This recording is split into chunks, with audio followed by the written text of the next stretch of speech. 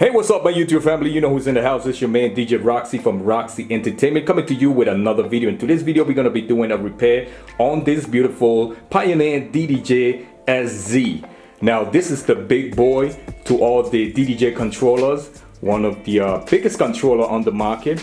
And this is a fantastic controller. If you own this controller, leave your comments below. If you ever been on this controller, leave your comments below. Personally, I love this controller. You have all the space. The jog wheel is big. Make you get full control over your music and all that stuff, all that good stuff. So when I'm doing weddings and stuff like that, I definitely take this controller with me.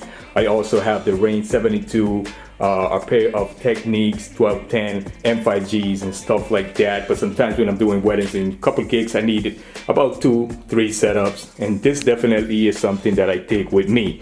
Now this controller is a fantastic controller. I love the quality and everything, but everything in life has a but. But this controller has a problem from factory, where if you send any kind of phantom power, eventually you're gonna kill the outputs on this. It starts out with the main output, the main SLR outputs, then the RCA output, eventually even the boot output also died down on these controllers. But apart from that, the controller is a fantastic controller. I have no complaints apart from the outputs, but it gives you a distorted sound, and you should know when you're doing a gig and you're listening to your sound on your speaker, you get a bad distorted sound. And if you own one of these controllers and you know you have problem with your outputs, you know exactly what I'm talking about, and I'm sure you're watching this video because you want to know how to fix this problem. Now the best solution for this problem would be changing the output board, which is what we're doing in this particular repair. The board itself only costs us like less than $120, which is not super bad compared to a lot of these parts on these controllers. They're very expensive. So yeah, we're gonna be doing a repair on this. I'm gonna take you step by step on how to open this controller and change your main board or your main output board. Now let me take the board out, and this is what the board looks like. Not super big, but not super small. This is what the board looks like. If I remember, well, I really can't remember, but the problem occurs somewhere over here. I think it's with one of these capacitors and transistors and stuff like that, which can be repaired. But in this particular situation, I would rather just change the board and have this controller being as a new board. Now heads up on this, if you are using this controller, and one of the #1 killer for these outputs is phantom power, make sure that whatever venue you go to, whatever club you go to, whatever event you go to, or even yourself, if you have one of those mixers that you plug the other stuff into a mixer, make sure that the phantom power is off. It's the #1 killer for these boards, so make sure that that phantom power is off. So anyway, if you haven't subscribed to this channel, it's a perfect time to hit that subscribe button before we start with the repair on this controller. And if you already did so, thank you so much for subscribing to this channel. So let's go ahead. Alright, so let's begin with the repair. So the first thing you want to do is remove all the screws that hold this bottom cover. You have all these screws that you can't miss them. It's right on the bottom cover. It's about 4, 5, 6, if my calculation is right, 12, 13, 14, 15, 16 screws on the bottom of the cover that you want to go ahead and remove. So let's go ahead and remove that. I'm gonna pause my video. Definitely I don't have my tripod today, so I'm gonna be doing this one hand. So you're gonna go ahead and do that. Alright, so once you remove all the screws from the top of the panel, we're gonna go ahead and remove the screws from the side. And on the side of the panel, you're gonna see some screws. Let's start from the right side.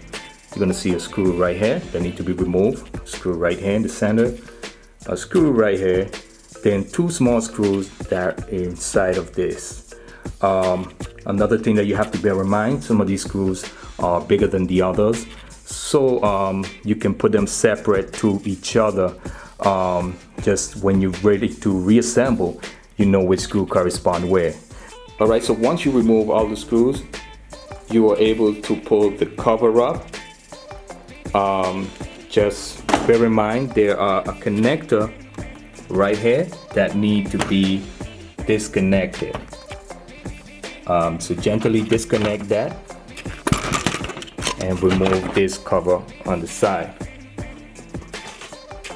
Now this is what you're gonna end up with after you remove all the screws. This is the power supply for the unit. And this power supply was used in the CDJ 2000, the CDJ 2000 Nestors. What else did we use on?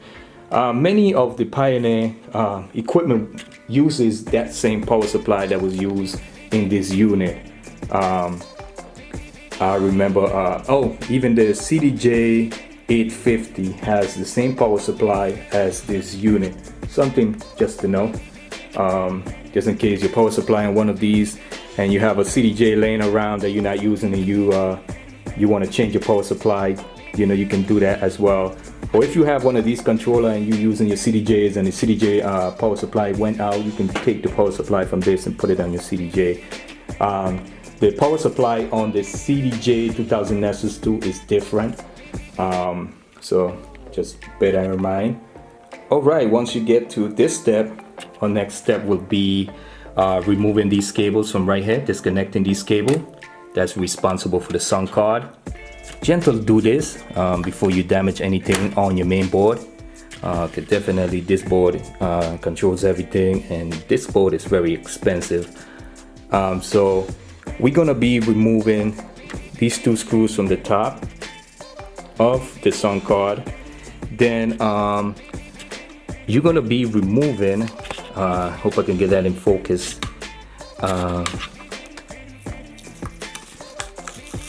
this. It's kind of a sticker which you can put right there, and once you get to this step, you're gonna see some screws. You're gonna see 1, 2, 3, 4, 1. Then these nuts need to be removed. Once you remove that, the sound card is free to come out, and we're gonna do that.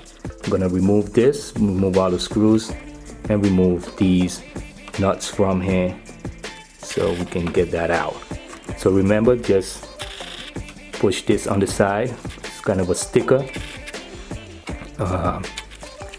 Just make sure nothing gets on this, so when you're ready to glue it on, it glues back on properly.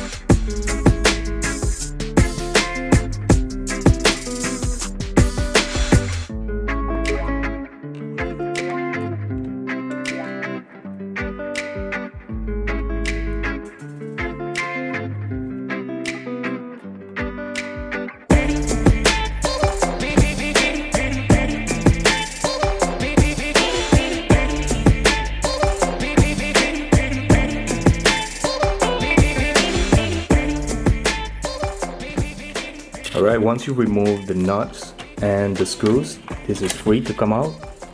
You can just get the wire out like this. You just pull this, get the wire out.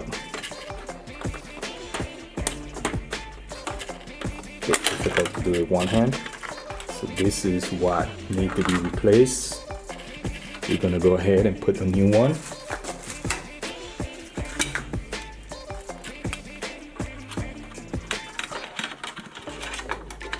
And to put the new one, it's just like how we take the old one. All right. So that's it. We're gonna go ahead and put the screws that hold that. All right. So once you put all the screws in, we want to go ahead and put the nuts back in there.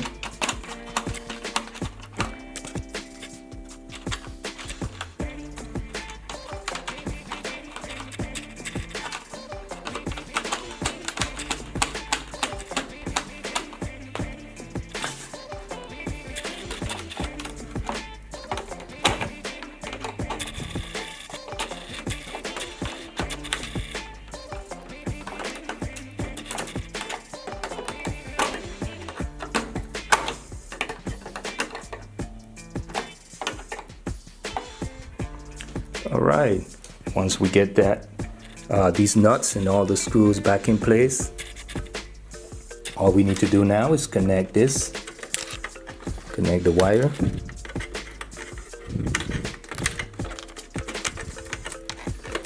Sure that all the wires are true. And connect this one right here.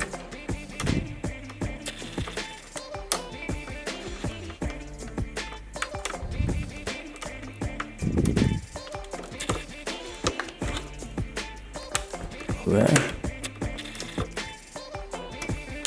Ooh.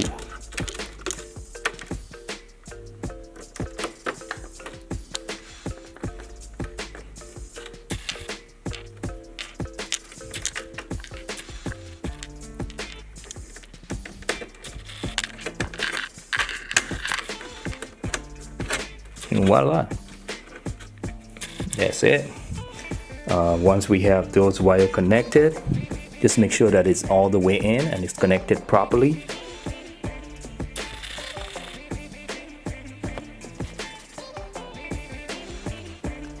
The next step would be putting these two screws back.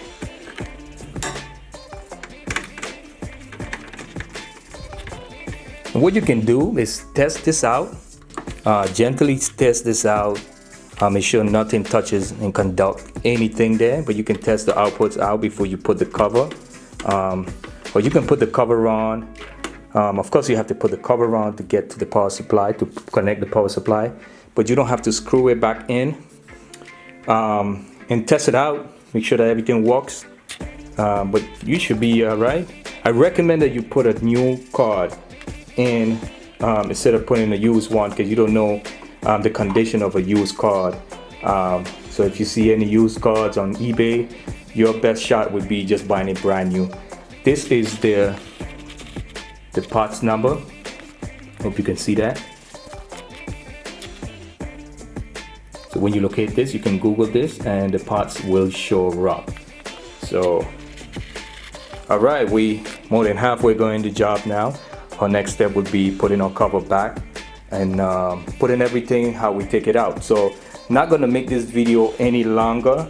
You know, you can watch this video in reverse to put everything back together. It's very easy to do.